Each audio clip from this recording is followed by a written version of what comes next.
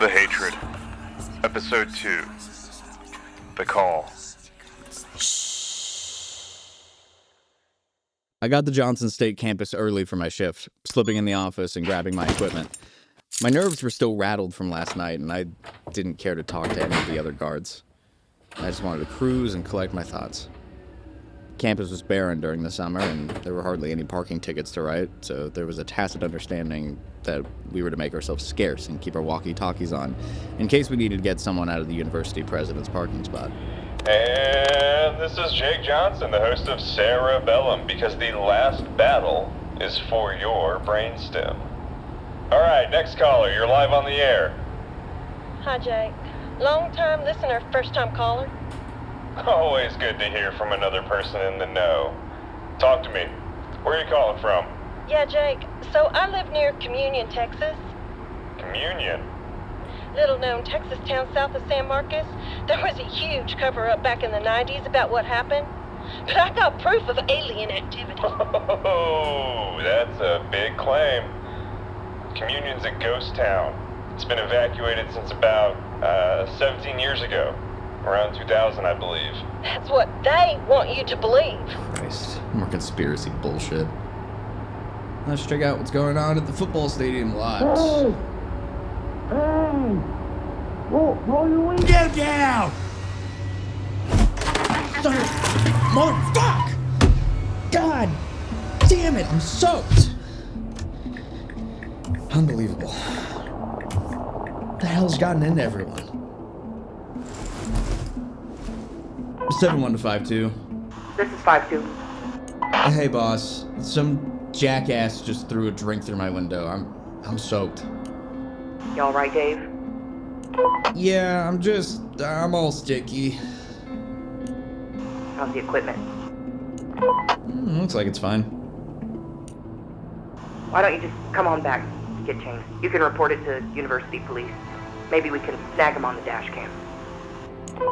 Yeah, sure. Just another day in the life of Johnson State's favorite employees. And there's a lone car out here at the lot. I'll run the plates since I'm already here, then come back. Understood. 78666. Hell City indeed. Let's see, just gotta angle the plate reader.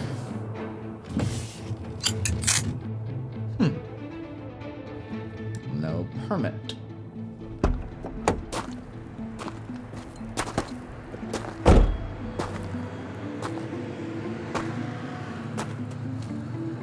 Alright, we got a black sedan, license plate RCN 5091. Nope, no permit. Let's see. Citation, no park permit. Tuck this little guy under the wiper, and there we go. Hey, what the fuck? Look, man, I'm just doing my job. If this is your car, you can go to the office to dispute the ticket. If you're just gonna call me a parking Nazi, get on with it, but I just think it's a bit of... You fucking bastard. Dude, chill out. Just calm the fuck down, man. Beat her. You hurt her.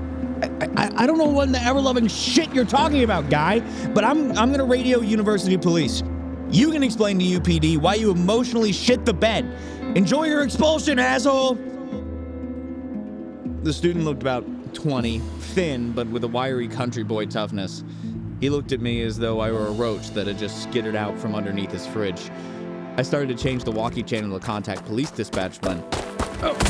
Get the fuck Before off I could me! protest further, the student grabbed my hand mic. I lifted my head to get it off the hot pavement, and he looped the cord around my neck and tightened it. There was a blank, murderous dullness in the student's eyes as he ratcheted the cable around my throat. I bucked, unable to shake him off. My vision narrowed, fireflies dancing in the corner of my eyes. The voice spoke in my mind, and I had the sense that it wasn't my voice. I wish we never met you. I wish you just died. Now smash it.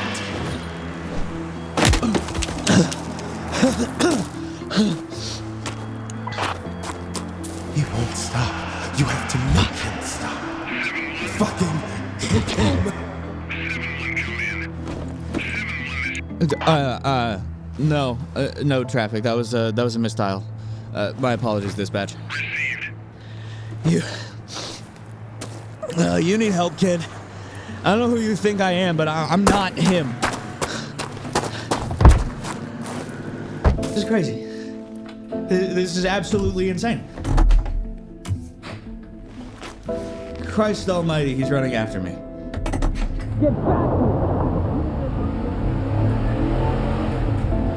Just drive. When I got back to the parking garage, I knew what I was going to do. I quit. I left the soda sticky equipment in the patrol vehicle, tucked the keys in the groove of the gas flap. There were groups of students, some of them shouting at me. I tried the elevator, but the mortified look on the face of a woman when the doors opened convinced me to take the stairs to the top of the garage where my Corolla was parked. I slipped from car to car, keeping my face as hidden as possible. One of the maintenance men, Caesar, I think his name was, rolled up in a truck to examine the busted window on my car, more likely out of boredom than anything. His large arm hung out of the window of the truck, brown as the cigars he was known to smoke on the job when no one was around. When he passed, I slipped into my car, then slipped off campus for the last time in my life.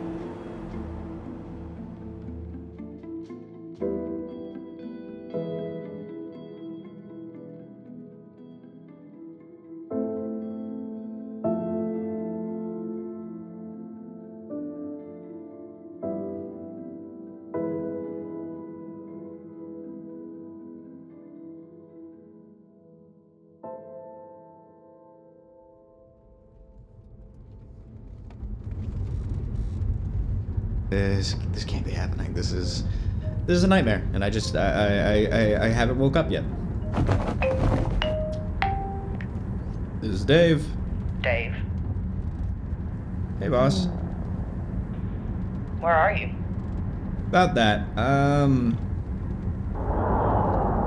I quit. What? I was just assaulted out of the stadium lot. I know it sucks to have a soda thrown at you. It wasn't that. It's some kid just walked up to me while I was writing a ticket. He started screaming, tackled me, and he was going to choke me with my radio cable. Take the day. I can have UPD or San Marcos PD come. No. Please, do not send the cops to my address. Don't send anyone after me. Anyone with a gun is the last person I want to talk to right now. I get your nerves are frayed. I know this puts a bad taste in your mouth, but y'all will be fine. Plenty of people need jobs. And you don't? You get a rating from the VA high enough to float you? I'll be fine. Just one more vet who thought too highly of himself and wasn't able to hack it out in the real world. As I pulled up to the stop sign near my house, one of the elementary school boys waiting on the bus waved at me. I waved back, and when I did, the kid drew his finger in a line across his neck, his head going slack with his tongue lolling out of his mouth in the imitation of a corpse. Jesus. What's that? Nothing.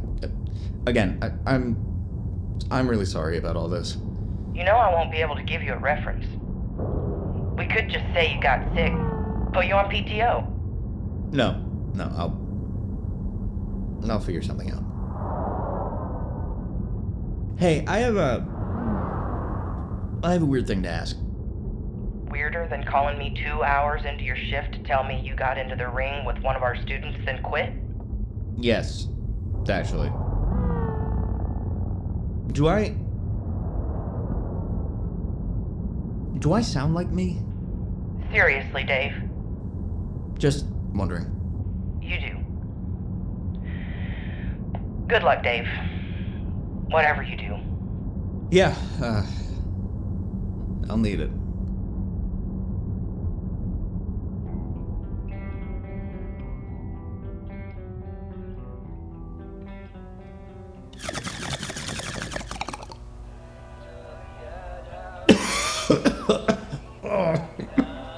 That's fucked, dude. You're saying there's been a bunch of people mistaking your person for other people? It's a truly bizarre way to put it, but yeah, I think so. Last night, the bartender seemed to just shift or something. Like, I wasn't even the person she'd been talking to for 10 minutes, but I didn't leave to hit up the restroom and come back or anything like that. The shift happened mid-sentence. She just flat out replaced my face with another guy's. Then the teen at the parking lot, he pretty violently seemed to think I was some kind of abuser? Perhaps? I don't know, like his stepdad who beat the shit out of his mom or something? You were in the military. You have the look. Ah, you mean like Matt Damon in Saving Private Ryan? Yeah, specifically the part where he morphs into a geezer. Hey! Mind the zone of peace.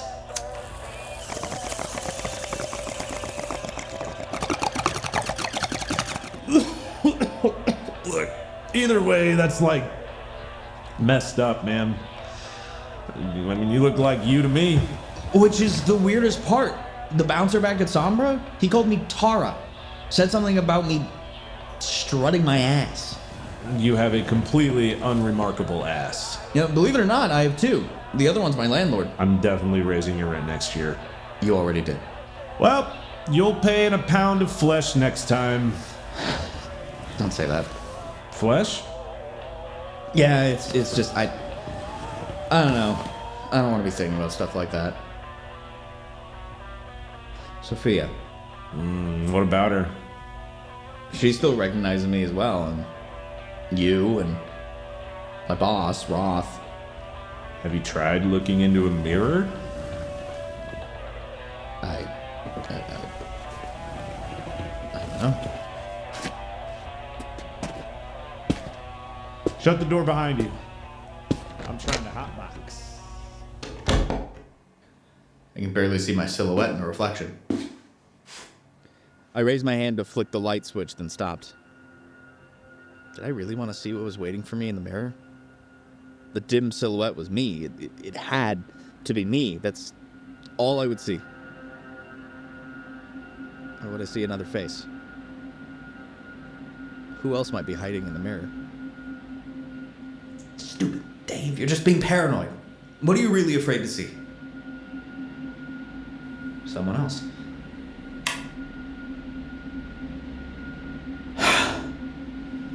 Just me. What else are you expecting?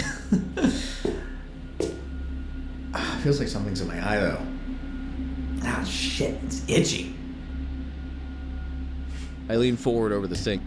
Reaching with my index finger, I tugged down at the lower eyelid, hoping to see the source of irritation. I could see myself reflected in the mirror's reflection of my eye, index and middle finger prying the lid open wide. Then my fingers released the lids. Except that they didn't. In the mirror, I was still holding my eye open. Wide open. Except the shadowy reflection within the reflection of my eye reached out of my pupil. Its crepuscular face twisted in an expression of malevolence that forced my scrotum to retract as if I'd been dunked in ice water. Jesus, Mary. When I leveled my gaze with my reflection in the mirror, only my features stared back, reflected as the laws of nature required. The rationalizing lawyer in my mind immediately began to build its case about what I'd seen. I'd inhaled a bit too much secondhand pot. Strange things happen when anyone stares into a mirror, sober or no, and I was still keyed up from the assault earlier. One argument after the next, and already the experience was receding to the foggier hinterlands of memory. Still, I couldn't shake the feeling that I'd seen something else in the reflection of my eye. Something dark. Something otherworldly. Something hungry. It's me. In the mirror. I mean, same face, same clothes, same everything. I don't get how these people could so drastically mistake me for somebody else. Maybe you could do an experiment. An experiment?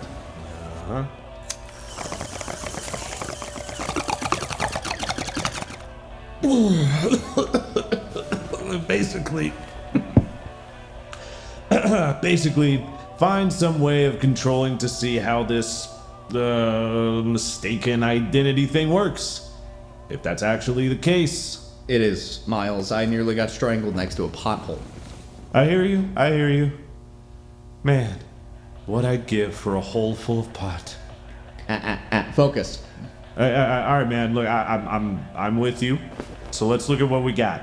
It seems like there is a certain type of person who, when they interact with you, thinks you are who you aren't. Right? Syntactically suspect, but content-wise, yeah, you're on the money. And that the person you are mistaken for always seems to be reviled. At least to the subject. That's one way of putting it. No, a good way to put it. And maybe a better way to put it is hated. These responses you seem to elicit range from flipping you off to just short of murder. And you said your boss, whose was it? Roth. Yeah, this Roth recognized you, right? Well, we spoke over the phone, but yeah, Roth knew it was me. Absurd as it sounds. Oh, no, not absurd. Maybe sight triggers the call. Oh God, you've named it. Well, by saying it, you're implying that you're thinking of these occurrences as a phenomenon. A name is the next logical step. Okay, but like we just said, it doesn't seem to affect people when they hear only my voice. No, not the call. The call. C-A-U-L. You mean call like the gooey shit that covers a newborn? The word doesn't mean just that. One of my English lecturers mentioned that one of the outdated uses for call is a spider's web. And you learned this while studying to be a veterinarian. I did take composition the same as you. I just enjoyed going to the office hours before I realized I was far too smart for college. Bullshit. You were probably buying pot off some underpaid adjunct. I support the arts in whatever way I can. But, yeah, I still get my pot from her. But you and Sophia have both seen me. Oh, speak of the devil. Look, I hate to be a hard ass, but there are enough dirty dishes to put the Tower of Pisa to shame. And the lawn looks like your mother's bush, Miles. I needed that. She's always on my ass because I'm always on the grass, or so she says. Sorry, Soph. We were just trying to figure out how to test Dave's curse. Christ, can we not call it a curse? It's not a curse, it's just... Right. Technically, we've labeled it the call. You both have 10 seconds to start talking in a straight line or I'm leaving. After we filled Sophia in, she seemed a little too amused by the story about the parking lot fight. And so we're thinking about running some tests. Tests. And will you be hooking jumper cables to your nipples? How exactly does one test for a curse? It's not a curse. Of course it's not a curse. Curses don't exist. Right. It's the call. Typical materialist dogma. A series of inexplicably strange events happen, and the first thing the two of you do is sidestep the entire problem. Rationalize it. Let's see how well you like it when I spin up some story about Rumpel fucking Stiltskin taking my money and not leaving me anything to pay you the rent. Technically, he spun straw into gold, so that would be to my benefit. This is absurd. You talked some shit, got into a fight, and couldn't face up to it. I absolutely did not. Look, Sophia, I don't know what's going on, but it's beyond weird. Yeah, maybe Miles said a hit too many, but... But what? I don't know. I'm spooked. I was scared to come home to see the two of you. Why? That kid wanted to kill me. If I'd been on fire, he'd only have pissed on me if he urinated gasoline. If the two of you had freaked when you saw me, fuck, I'd break. I'd literally be homeless again. Then let's test this thing out. Look, dude, it's probably nothing. I shouldn't have gone overboard with the whole call thing. Just a bit of dark humor, you know? I'm fresh off a book about a freaky cursed suit and a psychotic hypnotist, and I wanted to keep the spirit of it alive. It's just a dumb joke. and I let my imagination get the better of me. Tell me how we can make sure. A mask might work. If people treat you any different with one on as opposed to with one off, well, there you go. You already kind of did a test run with the phone call to Roth. I don't have a mask. I've got a scarf. Not that I think this is anything serious. Just wrap it around your face. People might treat you strangely because it isn't quite scarf weather, but they shouldn't try to lay the smackdown on you. Sure. We should probably wait until late, though. In case you trigger the... Call the fucking call, Miles. Now that you idiots have named it, you're going to see it everywhere. Like pareidolia. You weren't there, Soph. Soph is what my friends call me. I just want to be sure. The AGB's open 24 hours, but there aren't very many people later than like 11 or so. Do we have to wait? I can't say that I'm not eager to watch someone beat you with a textbook. They stop selling beer at midnight. Most of the rowdy types will be at the bars by then. Plus, most folks have cleared out for the summer. Fine. Hell yeah. All right. I'm gonna get some shut-eye. I didn't sleep too well last night. I'll set my alarm. The others agreed. Miles took another toke, drifting off to the dark corners of his imagination. Sophia let a smirk crease her face. I could tell she didn't believe me.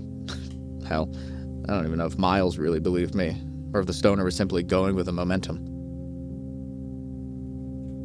I retreated to my room and tried to lose myself in a match of Apex Legends, channeling my aggression into the digital battle zone. Outside of my window, I could see a wrinkly, bare-chested man wearing a visor and walking a dog. The wrinkly man was staring at me through the window from the sidewalk. I pulled the curtain shut, then wiped my sweaty palms on my work pants. Then I turned back to the game. I'd already been downed, my squad mates running around with the discipline of a group of 8th graders on meth. I opted to lie down and close my eyes. Just a little nap. Just a little taste of oblivion. But slumber was not so merciful.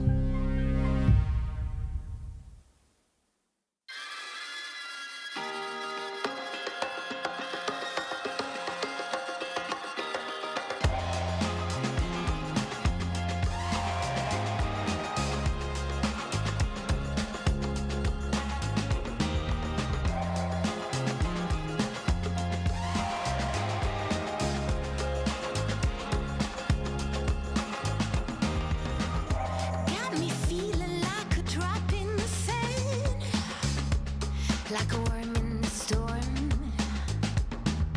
a hungry hunger inside of me. I can't be reborn.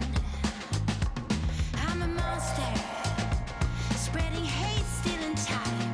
I'm a monster, laying beds when it's cloudy. The Hatred was written, created, and sound designed by Tom Trest. Directed by Brooke Pillafont. Starring Spencer Simons as Dave, Joey Chance as Miles, Ella Evenson as Sophia, Cynthia Cruiser as Roth, and Leif Lancaster as the aggressive student. Also featuring the voices of Jay Smith as Pega, Tom Trest as the radio host, and Angie Lassiter as the call-in.